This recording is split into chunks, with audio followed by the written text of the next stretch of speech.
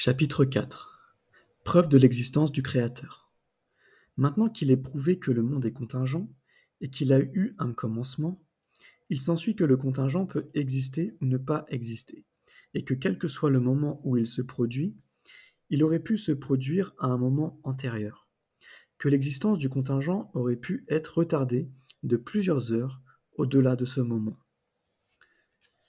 Si donc l'existence possible se produit, au lieu d'une prolongation également possible de la non-existence, l'esprit saisit comme une chose évidente que pour se produire, l'existence a eu besoin d'un principe déterminant, mukassis, qui détermine sa réalisation.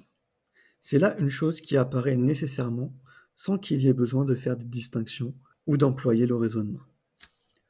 Une fois admis le principe général que le contingent exige un principe déterminant, il faut nécessairement que ce principe soit ou bien une cause nécessitant la réalisation de la contingence, comme la cause nécessite son effet, ou bien une force physique, comme le pensent les naturalistes, ou bien enfin un agent libre.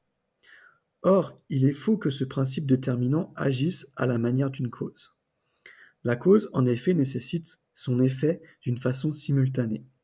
Si on supposait que le principe déterminant fût une cause, celle-ci serait forcément ou éternelle ou contingente. Dans le premier cas, elle aurait dû nécessairement provoquer l'existence du monde de toute éternité, ce qui conduirait à admettre l'éternité du monde. Or, nous avons fourni des preuves de sa contingence. Si le principe était contingent, il aurait lui-même besoin d'un principe déterminant, et ainsi de suite, à l'infini d'un principe à un autre principe. Quant à ceux qui prétendent que le principe déterminant est une force physique, leur théorie est inadmissible. En effet, la force naturelle, pour ceux qui l'affirment, entraîne son effet quand il n'y a pas d'empêchement. Si cette force était éternelle, elle entraînerait l'éternité du monde.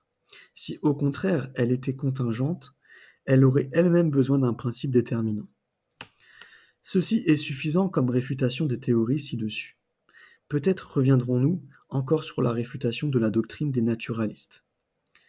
S'il est faux par conséquent que le principe déterminant du contingent soit une cause nécessitante, ou une force physique qui lui donne par elle-même l'existence, mais involontairement, il s'ensuit d'une manière certaine que le principe déterminant des choses contingentes est un agent qui agit sur elles librement, qui leur assigne spécialement, en les produisant, certains attributs et certains moments.